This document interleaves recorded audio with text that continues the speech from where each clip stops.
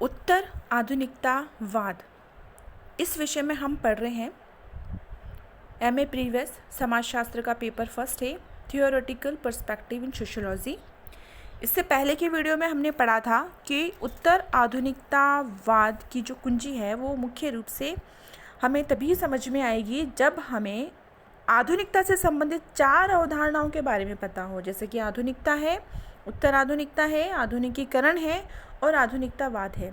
यद्यपि शब्दों या वाक्यों के आधार पर तो ये हमें बिल्कुल एक से समान प्रतीत होते हैं, लेकिन जब हम इनके बारे में अध्ययन करते हैं तो हमें पता चलता है कि ये जो आधुनिकता, उत्तर आधुनिकता, आधुनिकीकरण और आधुनिकतावाद है, ये प्रक्रिया की दृष्टि से बहुत ही विपरीत है। हम इन्हें पर्यायवाची नहीं कह सकते हैं। आज के वीडियो में हम पढ़ेंगे विशेष रूप से उत्तर आधुनिकता के ही बारे में, पोस्ट मॉडर्निज्म के बारे में कि ये क्या है, इसकी मीनिंग एंड डेफिनेशंस किन किन विद्वानों ने क्या दी हैं और इसके कैरेक्टरिस्टिक्स या विशेषताएं कौन कौन सी हैं। उत्तर आधुनिकतावाद का उदाहरणात्मक विवेचन करने से पहले हमें ये समझना भी ज़रूरी है कि इसका उद्गम या इसकी शुरुआत कहाँ से हुई। तो जैसा कि मैंने आपको इससे पहले की वीडियो में भी बताया था स्टूडेंट्स, की उत्तर आधुनिकतावाद की शुरुआत हुई थी विकसित और पूंजीवादी देशों की संस्कृति से। यह संस्कृति भी विशेष रूप से ललित कला के क्षेत्र में है। इसलिए आधुनिकता, यदि आधुनिकतावाद की संस्कृति का अध्ययन है तो उत्तर आधुनिकतावाद की संस्कृति का अध्ययन है। वैसे वास्तव में उत्तर आधुनिकतावाद की शुरुआत 1960 के दशक में न्यूयॉर्क के कलाकारों से मानी जाती है। ये माना जाता है कि पोस्ट मॉडर्निज्म की जो शुरुआत है वह न्यूयॉर्क के जो आर्टिस्ट थे, कलाकार थे, उन्होंने 1960 में की थी। ठीक इसके बाद 1970 के दशक में इस आंदोलन की जो लहर है वो यूरोप के सिद्धांतवेताओं में हमें देखने को मिली। इन सिद्धांतवेता मीन्स जो सिद्धांत का निर्माण करते हैं, सिद्धांत बनाते हैं, इन सिद्धांतवेताओं में जीन फ्रैंकोज ल्यूटार्ड की प्रसिद्ध पुस्तक द पोस्ट मॉडर्न कंडीशन 1984 है। इसका प्रकाशन इन्होंने विशेष रूप से किया, जिसमें हमें उत्तर आधुनिकतावाद की शुरुआत के कुछ तत्व दिखाई देते हैं। लियोटार्ड ने अपनी इस पुस्तक में आधुनिकतावादी लेखकों पर बड़ा कड़ा प्रहार किया। इस युग के विचारकों और सिद्धांतवेताओं को वो केवल लफ्फाजी करने वाला मानते हैं। वे कहते हैं कि पार्सन्स है, मर्टन है और जो दूसरे समाज वैज्ञानिक हैं, इन्होंने सैद्धांतिक भव्य और महान वृत्तांत दिए हैं और वो बहुत ही मिथक से बढ़कर और कुछ भी नहीं है। इन आधुनिकतावादी लेखकों ने यह भी स्थापित किया है कि विज्ञान मनुष्य मात्र का उद्धार करता है, केवल छलावा मात्र नहीं है।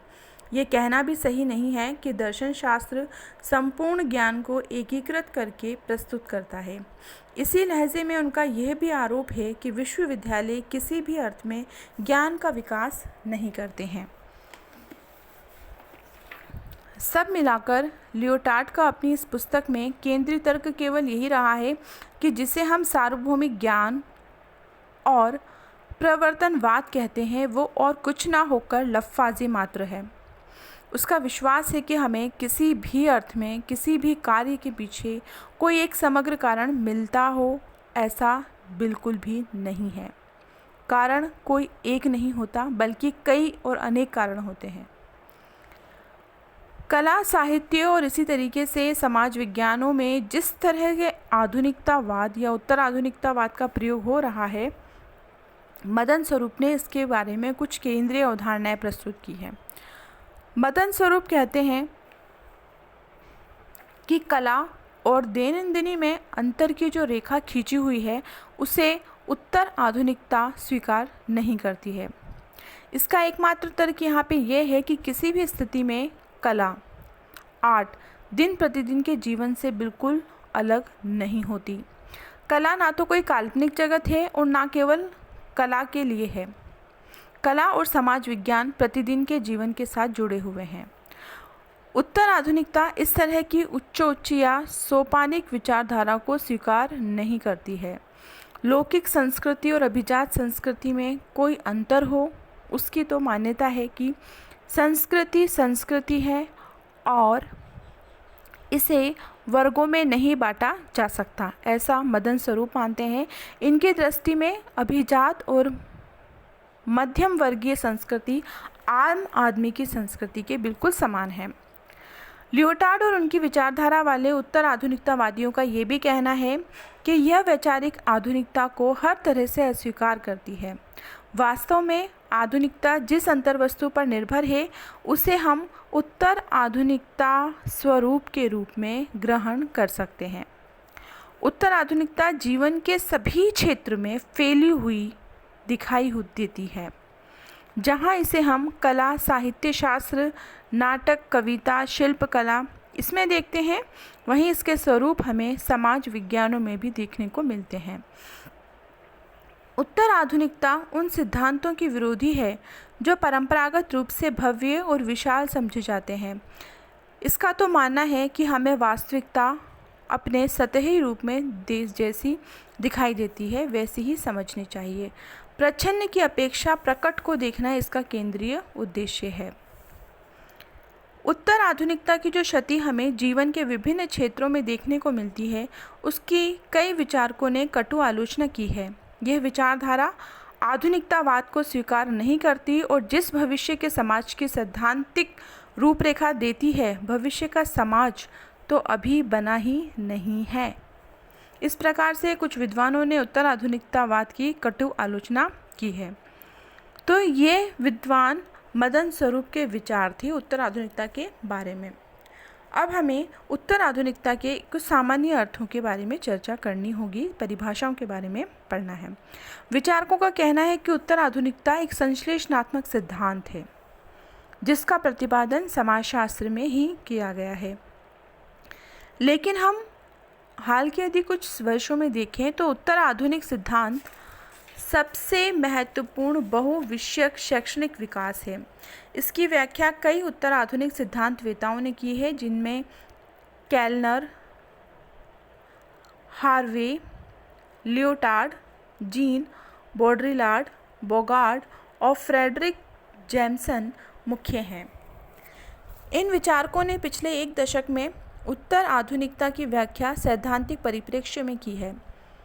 यद्यपि अधिकांश विचारक ये स्वीकार करते हैं कि आज की अवस्था में उत्तर आधुनिकता एक सुसंगत सिद्धांत नहीं है, फिर भी इन विचारकों ने उत्तर आधुनिकता को परिभाषित करने का प्रयास अवश्य किया है। उत्तर आधुनिकता की परिभाषा के संबंध में केल्कर ने यह तर्क दिया है कि उत्तर आधुनिकता का कोई एकीकृत सामाजिक सिद्धांत हो ऐसा संभव नहीं है। फिर भी इसमें उत्तर आधुनिकता के एक से अधिक विभिन्न सिद्धांतों का समावेश हमें दिखाई दे सकता है।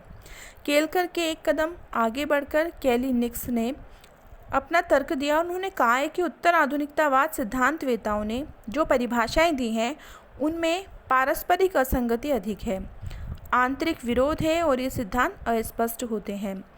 जॉर्ज रिट्जर उत्तर आधुनिकतावादियों द्वारा दी गई कतिपय महत्वपूर्ण परिभाषाओं का विश्लेषण करते हैं और उन्होंने कहा है कि वास्तव में उत्तर आधुनिक सिद्धांत विविध क्षेत्रों में देखने को मिलते हैं और ये क्षेत्र हैं कला, वास्तुकला, साहित्य, फिल्म दर्शन, सांस्कृतिक सिद्धांत, सामाजिक सिद्धांत आदि।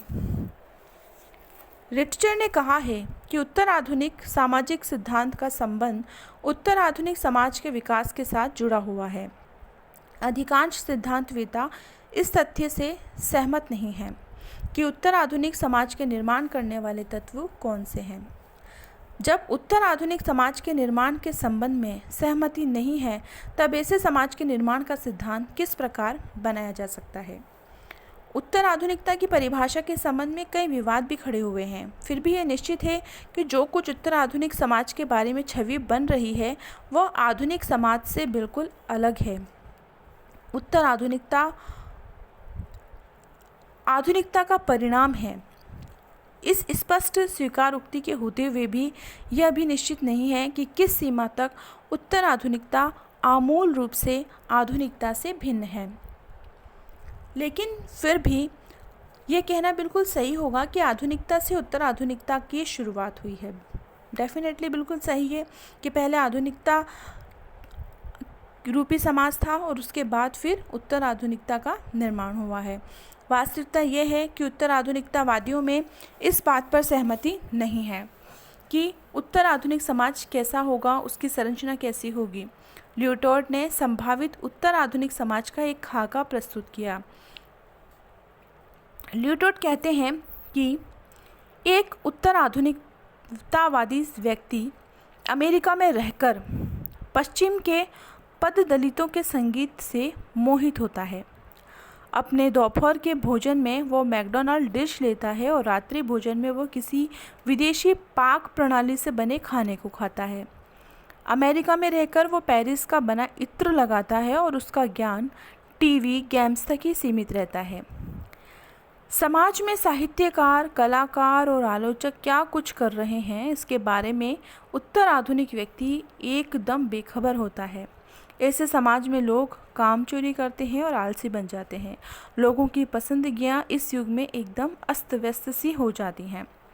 लियोटार्ड ने उत्तर आधुनिक समाज की छवि पर इस प्रकार से आलोचना रखी है। ऐसी कई आलोचनाएं हैं जो उत्तर आधुनिक समाज के स्वरूप को मटमेला और दूषित रूप से रखते हैं। एक उदाहरण प्रस्तुत किया गया है। कैलिनिकस अपना पूरा जोर लगाकर इस तरह के समाज को अस्वीकार करते हैं और वह कहते हैं कि अब मैं यह सब अस्वीकार करता हूँ। मैं ये विश्वास ही नहीं करता कि हम उत्तर औद्योगिक या उत्तर आधुनिक युग में रहते हैं, जो कि दुनिया भर में पिछली 2 सदियों से पूंजीवादी उत्पादन पद्धति से प्रभावी है, मौलिक रूप से अलग है। उत्तर आधुनिकतावादी सामाजिक सिद्धांत को परिभाषित करने का जितना प्रयास हम करते हैं, उतनी ही हमारी कठिनाइयाँ बढ़ जाती हैं। इस संपूर्ण विवेचन में केंद्रीय समस्या ये है कि अभी तक उत्तर आधुनिक समाज की वे कल्पना करते हैं, उसकी संरचना क्या है। ये संरचना अभी बनी ही नहीं है, बनने की प्रक्रिया में है, जिसे हम उत्तर आधुनिकीकरण कह रहे हैं। ये तो आने वाले वर्षों में ही हमें पता चलेगा कि भविष्य में इस समाज की संरचना कैसी होगी। इसकी कल्पना हम पूर्व में कैसे कर सकते हैं। ऐसी कठिनाई में हाल ही में कहा जा सकता है कि उत्तर आधुनिकता की परिभाषा अपने आप में एक संक्रांति के युग में है। इसे हम पूरी तरीके से परिभाषित नहीं कर सकते हैं। उत्तर आधुनिकतावाद की अवधारणा को समझने के लिए हमें आधुनिकता और उत्तर आधुनिकतावादी समाज में अंतर भी करना होगा। उत्तर आधुनिकतावादियों ने उत्तर आधुनिक समाज की जो छवि बनाई है, वह आधुनिक समाज से बिल्कुल अलग है।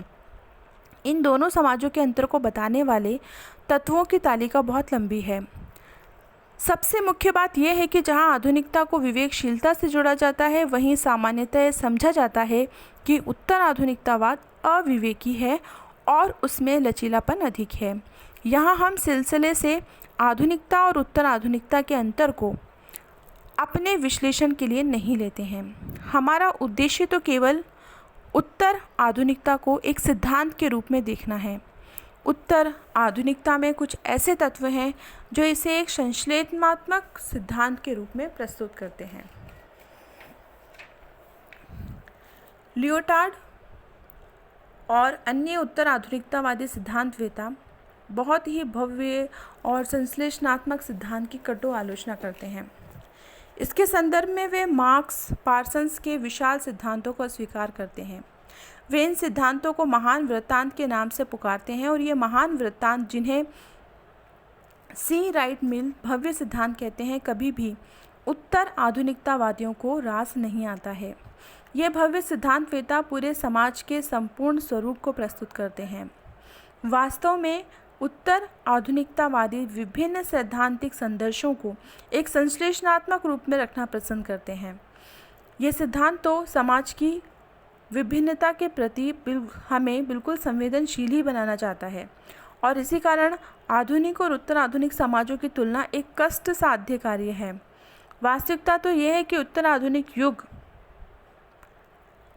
युग से बहुत आगे निकल गया है। इसका एकमात्र उद्देश्य छोटे छोटे स्थानीय वृत्तांतों को एक सूत्र में पिरोकर सिद्धांत का स्वरूप देना है। इसके संदर्भ में महान वृत्तांत जो किसी महान परंपरा के अनुरूप हैं, उत्तर आधुनिकतावादियों के लिए तिरस्कर है। आधुनिक और उत्तर आधुनिक समाजों की तुलना के उपसंहार में जॉर्ज रिडसर अपनी पुस्तक कंटेम्प्रेरी सोशियोलॉजिकल थ्योरी जो कि उन्होंने 1994 में लिखी थी, उसमें लिखते हैं कि इस तरह तो उत्तर आधुनिकतावाद सामान्यतया महान वृत्तांतों को अस्वीकार करता है और विशेषकर समाजशास्त्र में भव्य सिद्धांतों की उपेक्षा करता है।